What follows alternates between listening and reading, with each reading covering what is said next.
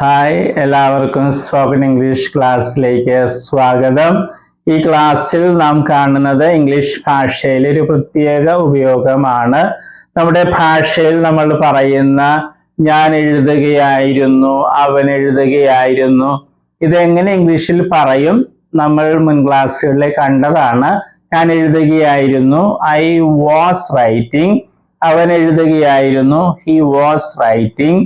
അവർ എഴുതുകയായിരുന്നു, they were writing.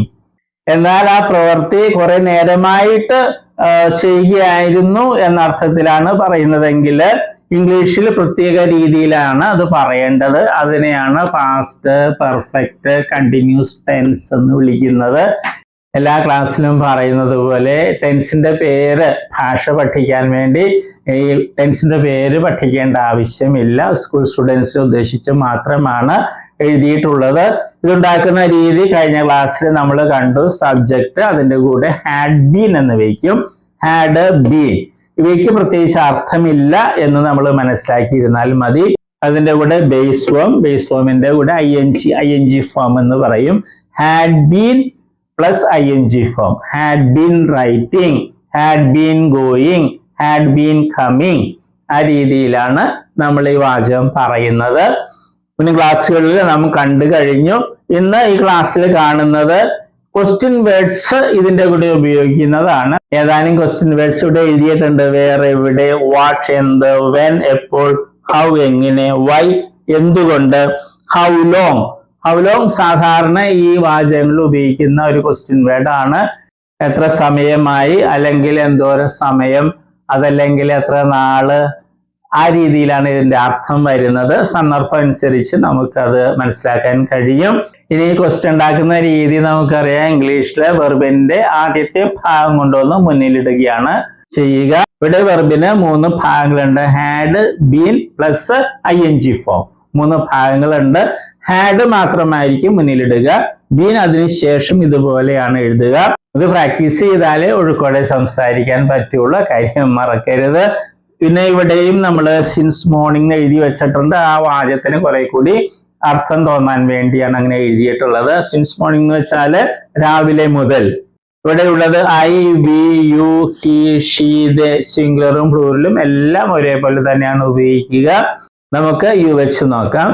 Where had you been writing since morning. Where had you been writing since morning. രാവിലെ മുതൽ നീ എവിടെയാണ് എഴുതിക്കൊണ്ടിരുന്നത്. Where you writing എന്ന് പറയാം. പക്ഷേ സിൻസ് മോർണിംഗ് എന്നൊക്കെ വയ്ക്കുമ്പോൾ ഈ രീതിയിലാണ് പറയേണ്ടത്. Where had you been working since morning. Where had you been working since morning. രാവിലെ മുതൽ നീ എവിടെയാണ് ജോലി ചെയ്തുകൊണ്ടിരുന്നത്. ഓർക്കുക, വേർ യു വർക്കിംഗ് എന്ന് നമുക്ക് ചോദിക്കാം, എവിടെയാണ് നീ ജോലി ചെയ്തിരുന്നത്. പക്ഷേ സിൻസ് മോർണിംഗ് അങ്ങനെ സമയമൊക്കെ കാണിക്കുമ്പോൾ നമ്മൾ ഈ രീതിയിലാണ് പറയേണ്ടത്. Where had you been playing since morning? Where had you been playing since morning? രാവിലെ മുതൽ നീ എവിടെയാണ് കളിച്ചുകൊണ്ടിരുന്നത്. Where were you playing എന്ന് ചോദിക്കാം. നീ എവിടെയാണ് കളിച്ചുകൊണ്ടിരുന്നത്. പക്ഷേ സിൻസ് മോർണിംഗ് എന്ന് പറയുമ്പോൾ ദീർഘസമയം കാണിക്കുന്നുണ്ട്.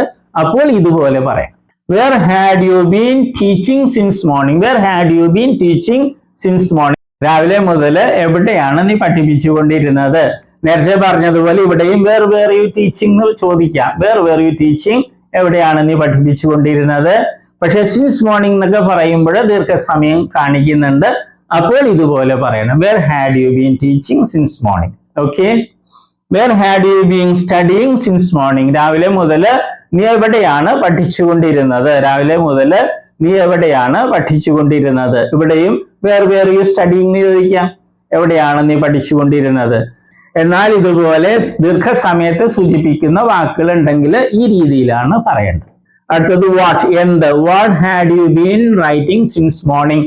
എന്താണ് രാവിലെ മുതൽ നീ എഴുതിക്കൊണ്ടിരുന്നത്. What had you been working since morning. അർത്ഥമില്ലാത്തൊരു വാചകമാണ്. What had you been playing since morning. രാവിലെ മുതൽ എന്താണ് നീ കളിച്ചുകൊണ്ടിരുന്നത്. ബാസ്കറ്റ്ബോൾ ആണോ, ഫുട്ബോൾ ആണോ, ക്രിക്കറ്റ് ആണോ, എന്താണ് നീ കളിച്ചുകൊണ്ടിരുന്നത്. What had you been teaching since morning. എന്താണ് രാവിലെ മുതൽ നീ പഠിപ്പിച്ചുകൊണ്ടിരുന്നത്. ഹിസ്റ്ററി ആണോ, സയൻസ് ആണോ. What had you been teaching since morning. What had you been teaching since morning. What had you been studying since morning? എന്താണ് രാവിലെ മുതൽ നീ പഠിച്ചുകൊണ്ടിരുന്നത്? How had you been writing since morning? How had you been writing since morning? രാവിലെ മുതൽ എങ്ങനെയാണ് നീ എഴുതിക്കൊണ്ടിരുന്നത്? രാവിലെ മുതൽ എങ്ങനെയാണ് നീ എഴുതിക്കൊണ്ടിരുന്നത്? How had you been working since morning? How had you been working since morning? രാവിലെ മുതൽ എങ്ങനെയാണ് നീ ജോലി ചെയ്തുകൊണ്ടിരുന്നത്? How had you been playing since morning? രാവിലെ മുതൽ എങ്ങനെയാണ് നീ കളിച്ചുകൊണ്ടിരുന്നത്? നന്നായിട്ട് കളിക്കുകയായിരുന്നോ മോശമായിട്ട് കളിക്കുകയായിരുന്നോ? അർത്ഥത്തിലൊക്കെ നമുക്ക് എടുക്കാം. How had you been teaching since morning? രാവിലെ മുതൽ എങ്ങനെയാണ് നീ പഠിപ്പിച്ചുകൊണ്ടിരുന്നത്? How had you been studying since morning? എങ്ങനെയാണ് നീ രാവിലെ മുതൽ പഠിച്ചുകൊണ്ടിരുന്നത്? അടുത്തത് why, എന്തുകൊണ്ട്? കാരണം ചോദിക്കുക. Why had you been writing since morning? Why had you been writing since morning? രാവിലെ മുതൽ എന്തുകൊണ്ടാണ് നീ എഴുതിക്കൊണ്ടിരുന്നത്? രാവിലെ മുതൽ എന്തുകൊണ്ടാണ് നീ എഴുതിക്കൊണ്ടിരുന്നത്? Why had you been working since morning? രാവിലെ മുതൽ എന്തുകൊണ്ടാണ് നീ ജോലി ചെയ്തുകൊണ്ടിരുന്നത്? കാരണം ചോദിക്കുകയാണ്. എന്തുകൊണ്ടാണ് രാവിലെ മുതൽ ഇങ്ങനെ ജോലി ചെയ്തുകൊണ്ടിരുന്നത്? അതിന്റെ കാരണം ചോദിക്കുക. Why had you been working since morning? Why had you been playing since morning? എന്തുകൊണ്ടാണ് രാവിലെ മുതൽ നീ കളിച്ചുകൊണ്ടിരുന്നത്? Why had you been teaching since morning? Why had you been teaching since morning? എന്തുകൊണ്ടാണ് നീ രാവിലെ മുതൽ പഠിപ്പിച്ചുകൊണ്ടിരുന്നത്? Why had you been studying since morning? Why had you been studying since morning? രാവിലെ മുതൽ എന്തുകൊണ്ടാണ് നീ പഠിച്ചുകൊണ്ടിരുന്നത്? കാരണം ചോദിക്കുകയാണ്. എന്തുകൊണ്ടാണ് ഇങ്ങനെ പഠിച്ചുകൊണ്ടിരുന്നത്? അതിന്റെ കാരണമാണ് ചോദിക്കുന്നത്. അടുത്തത് how long. ഇതുപോലുള്ള വാചകങ്ങളിൽ സാധാരണ ഉപയോഗിക്കുന്ന ഒരു ക്വസ്റ്റ്യൻ വേർഡ് ആണ്, ചോദ്യവാക്കാണ് how long. എത്ര ദിവസമായി, എന്തോരം സമയമായി, എത്ര നാളായി, ആ രീതിയിലൊക്കെ നമുക്കിത് തർജ്ജിമ ചെയ്യാം. സാധാരണ ഇത് ഉപയോഗിക്കുമ്പോൾ ഇതുപോലെ വാക്കുകൾ സാധാരണ ഉപയോഗിക്കാറില്ല. How long had you been writing? How long had you been writing? എന്തോരം സമയമാണ് നീ എഴുതിക്കൊണ്ടിരുന്നത്? എന്തോരം സമയമാണ് നീ എഴുതിക്കൊണ്ടിരുന്നത്? നമുക്ക് മറുപടി പറയാം. I had been writing for 2 hours. 2 മണിക്കൂർ ഞാൻ എഴുതുകയായിരുന്നു. Okay. How long had you been working? How long had you been working? എന്തോരം സമയമാണ് നീ ജോലി ചെയ്തുകൊണ്ടിരുന്നത്? I had been working for 5 hours. 5 മണിക്കൂറാണ് ഞാൻ ജോലി ചെയ്തുകൊണ്ടിരുന്നത്. Okay. How long had you been playing? How long had you been playing? എന്തോരം സമയമാണ് നീ കളിച്ചുകൊണ്ടിരുന്നത്? How long had you been teaching? എന്തോരം സമയമാണ് നീ പഠിപ്പിച്ചുകൊണ്ടിരുന്നത്? How long had you been studying? എന്തോരം സമയമാണ് നീ പഠിച്ചുകൊണ്ടിരുന്നത്? ഇതേ രീതിയിൽ നമുക്ക് ചോദിക്കാം. ഇതുപോലെ he, she, they വെച്ചൊക്കെ പ്രാക്ടീസ് ചെയ്യാം. എല്ലാം ഒരേപോലെ തന്നെയാണ്. നേരത്തെ പറഞ്ഞതുപോലെ ചിലപ്പോൾ വാചകം ഉണ്ടാക്കുമ്പോൾ അർത്ഥമില്ലാത്ത വാചകമായിട്ട് തോന്നിയാണെങ്കിൽ വിട്ടുകളഞ്ഞേക്കണേ. അർത്ഥമുള്ള വാചകങ്ങൾ പറയാൻ ശ്രദ്ധിക്കുക, പ്രാക്ടീസ് ചെയ്യാൻ ശ്രദ്ധിക്കുക. ഈ രണ്ടെണ്ണം തമ്മിലുള്ള വ്യത്യാസം I was writing, I had been writing, they were writing, they had been writing. ആ വ്യത്യാസം മനസ്സിലായി എളുപ്പമാണ്. ഓക്കെ. എല്ലാ ക്ലാസ്സിലും പറയുന്നതിൽ പ്രാക്ടീസ് ചെയ്യുക. ഈ വെർബിന്റെ ലിസ്റ്റ് ഉണ്ട്. ആ ലിസ്റ്റിൽ നിന്ന് കുറച്ച് വേർബ്സ് എല്ലാ ദിവസവും പഠിക്കുക. പുതിയ വാക്കുകൾ ഉച്ചാരണം അർത്ഥസഹിതം പഠിക്കുക. എത്രത്തോളം വാക്കുകൾ നമ്മൾ അറിയുന്നുവോ അത്രയ്ക്ക് ശക്തമായിരിക്കും നമ്മുടെ ഭാഷ സ്വാധീനം. ഓക്കെ. All the best. നമ്മൾ വെർബുകളാണ് കാണുന്നത്. വെർബ്സ് എന്ന് പറയുന്നത് ക്രിയകൾ അല്ലെ, വരിക, പോവുക എന്നൊക്കെ പറയുന്നതാണ് വെർബ് അല്ലെ ക്രിയകള്. അപ്പൊ വെർബിന് അല്ലെ ക്രിയക്ക് ധാരാളം രൂപങ്ങളുണ്ട്. ഉദാഹരണമായിട്ട് മലയാളത്തിൽ എഴുതുക എന്ന ക്രിയ അല്ലെങ്കിൽ വെർബ് എടുക്കുക. അങ്ങനെ ഒത്തിരി രൂപങ്ങൾ. എഴുതുക, എഴുതും, എഴുതുകയാണ്, എഴുതിയിട്ടുണ്ടായിരുന്നു, എഴുതുവാൻ, എഴുതുമായിരുന്നു, എഴുതണമായിരുന്നു. അങ്ങനെയൊക്കെ ധാരാളം രൂപങ്ങൾ മലയാളത്തിലുണ്ട്. അതുപോലെ ഇംഗ്ലീഷിലുണ്ട് ധാരാളം ഫോംസ്, രൂപങ്ങളുണ്ട്. അതിൽ 4 എണ്ണമാണ് ഇംഗ്ലീഷിലെ ഏറ്റവും പ്രധാനപ്പെട്ട രൂപങ്ങൾ. അതേതൊക്കെയാണ്? ഫോം എന്ന് വെച്ചാൽ രൂപം. Base form, present form, past form, past participle form. ഈ 4 രൂപങ്ങളാണ് ഏറ്റവും പ്രധാനപ്പെട്ടത്. കാരണം ഇംഗ്ലീഷിൽ എല്ലാ ടെൻസ് എന്ന് പറയുന്നത് അത് മറ്റൊക്കെ ഉണ്ടാക്കുന്നത് ഈ 4 എണ്ണത്തില് ഏതെങ്കിലുമൊക്കെ ഉപയോഗിച്ചാണ് ടെൻസും മറ്റും ഉണ്ടാക്കുന്നത്. അപ്പൊ ഈ 4 എണ്ണം അറിഞ്ഞിരിക്കണം, എങ്കിലേ ഇംഗ്ലീഷ് സംസാരിക്കാനും എഴുതാനൊക്കെ സാധിക്കുകയുള്ളൂ. നമ്മൾ ഉദാഹരണമായിട്ട് നമ്മൾ ബേസ് ഫോം അല്ലേ, ഉദാഹരണമായിട്ട് റൈറ്റ് എന്ന വെർബ് എടുക്കുന്നു. അതിന്റെ അർത്ഥം എന്താണ്? എഴുതുക. പ്രസന്റ് ഫോമില് റൈറ്റ് ഉണ്ട്, റൈറ്റ്സും ഉണ്ട്. ഇത് പ്ലൂറലാണ്, ഇത് സിംഗുലർ ആണ്. ഇതിന്റെ അർത്ഥം എന്താണ്? എഴുതാറുണ്ട് അല്ലെങ്കിൽ എഴുതുന്നു. ഇത് രണ്ടുപേരെ അർത്ഥം മലയാളത്തില്. പല കുട്ടികളും പ്രസന്റ് ഫോമിൽ ചോദിക്കുമ്പോൾ അവര് എഴുതുക എന്ന് പറയും. അത് തെറ്റാണ്. ഈ പ്രസന്റ് ഫോമില് റൈറ്റിന്റെ അർത്ഥം എഴുതാറുണ്ട് എന്നുള്ളതാണ്. എഴുതുക എന്നുള്ളത് ബേസ് ഫോമാ. ഇത് ഒത്തിരി പേര് തെറ്റായിട്ട് സ്കൂളിൽ പഠിച്ചിട്ടുണ്ട്. പാസ്റ്റ് ഫോമില് അതിന്റെ അർത്ഥം എന്താണ്? വാക്ക് എന്താണ്? റോട്ട്. അതിന്റെ അർത്ഥം എഴുതി എന്നുള്ളതാണ്. പിന്നെ പാസ്റ്റ് പാർട്ടിസിപ്പിൾ ഫോം ഉണ്ട്, അതിന്റെ റൈറ്റിൻ്റെത് റിട്ടൺ എന്നുള്ളതാണ് ആ ഫോം. അതിന് പല അർത്ഥങ്ങളുണ്ട്, മാറി മാറി വരും. പിന്നെ ഒരു കാര്യം നമ്മൾ അറിഞ്ഞിരിക്കുക, ഈ ബേസ് ഫോമും പ്രസന്റ് ഫോം പ്ലൂറലും ഇംഗ്ലീഷ് ഭാഷയിലെ വെർബുകൾക്ക് ഒരെണ്ണത്തിനൊഴികെ, ബി എന്ന വെർബിനൊഴികെ ബാക്കി എല്ലാ വെർബുകൾക്കും ഒരേപോലെയാണ്. സ്പെല്ലിങ്ങും ഉച്ചാരണമൊക്കെ ഒരേപോലെ തന്നെയാണ്. ഏത്? ബേസ് ഫോമും പ്രസന്റ് ഫോം പ്ലൂറലും. അർത്ഥം വ്യത്യാസമുണ്ട്. ബേസ് ഫോമിൽ എഴുതുക എന്നുള്ളതാണ് റൈറ്റ് എന്ന് പറയുമ്പോൾ, പ്രസന്റ് ഫോമിൽ റൈറ്റ് എന്ന് പറയുമ്പോൾ എഴുതാറുണ്ട് എന്നുള്ളതാണ്.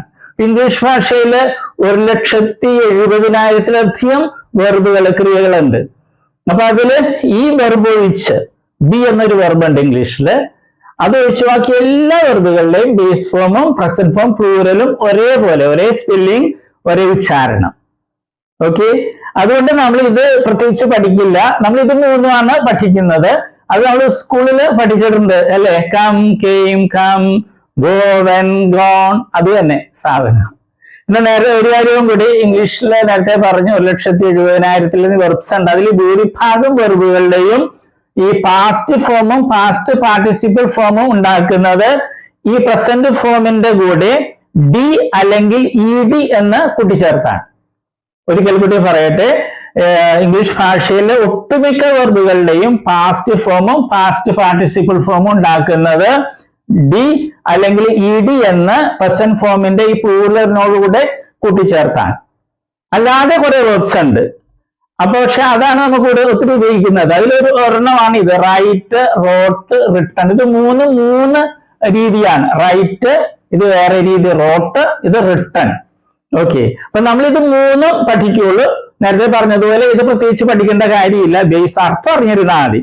ഓക്കെ, ഇപ്പൊ കമ്മിന്റെ അർത്ഥം എന്ന് പറഞ്ഞാൽ വരിക. ബേസ് ഫോമിൽ കം എന്ന് പറഞ്ഞാൽ വരിക എന്നായിരിക്കും. പ്രസന്റ് ഫോമിൽ വരാറുണ്ട് എന്നായിരിക്കും അതിന്റെ അർത്ഥം.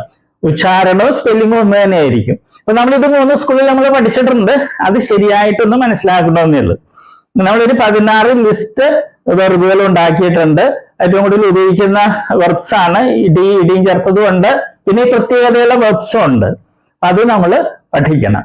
വെർബിന്റെ രണ്ടാമത്തെ ലിസ്റ്റാണ് നമ്മൾ ഇന്ന് എടുക്കുന്നത്. അപ്പൊ 4 forms: base form, present form, past form, past participle form. നമ്മൾ ഇന്ന് കാണുന്ന വെർബിൽ ആദ്യം കാണുന്നത് പ്രത്യേകം ശ്രദ്ധിക്കുക, അതിന്റെ present form, past form, past participle form ഒരേപോലെയാണ്. എന്നാൽ പ്രസന്റ് ഫോം വ്യത്യാസമുണ്ട്. നമ്മള് 3 ഫോംസേ പഠിക്കുകയുള്ളൂ. കാരണം ബേസ് ഫോമും പ്രസന്റ് ഫോം പ്ലൂറലും ഒരേപോലെ ഇരിക്കുന്ന, അർത്ഥം വ്യത്യാസം ഉണ്ടെങ്കിലും സ്പെല്ലിംഗ് ഉച്ചാരണം ഒന്ന് തന്നെ ആയതുകൊണ്ട് നമ്മൾ അത് പ്രത്യേകിച്ച് പഠിക്കില്ല. നമ്മൾ present form, past participle form ആണ് പഠിക്കുക. ഞാൻ വായിക്കുകയാണ്. അപ്പൊ നിങ്ങൾ ഇങ്ങനെ പഠിക്കണേ: bring, brought, brought; buy, bought, bought; catch, caught, caught; teach, taught, taught; think, thought, thought; fight, fought, fought; seek, sought, sought. ഇനി പ്രസന്റ് ഫോം പ്ലൂറലിന്റെ കൂടെ ഡി എന്നോ ഇ ഡി എന്നോ ചേർത്ത് കിട്ടുന്ന പാസ്റ്റ് ഫോമും പാസ്റ്റ് പാർട്ടിസിപ്പിൾ ഫോമും ഉള്ള വെർബ്സ് ആണ്. നമുക്ക് വായിക്കാം. Pull, pull, pulled; advise, advised; advised; agree, agreed, agreed; answer, answered, answered; bless, blessed, blessed; boil, boiled എന്നാണ് പാസ്റ്റ് ഫോം, ഇ ഡി എന്ന് ചേർക്കണേ. boiled; challenge, challenged, challenged; collect, collected, collected; correct, corrected, corrected; count, counted, counted; decide, decided, decided; destroy, destroyed, destroyed; doubt, doubted, doubted; enjoy, enjoyed, enjoyed; hope, hoped, hoped; hunt, hunted, hunted; follow, followed, followed; guess, guessed, guessed; imitate, imitated, imitated; invite, invited, invited; move, moved, moved; pluck, plucked, neglect. അപ്പൊ ഈ വെർബുകൾ പഠിക്കണം, അർത്ഥം നിങ്ങൾ പഠിക്കണം, ഉച്ചാരണവും ആവർത്തിച്ച് അത് ഉറപ്പിക്കണം.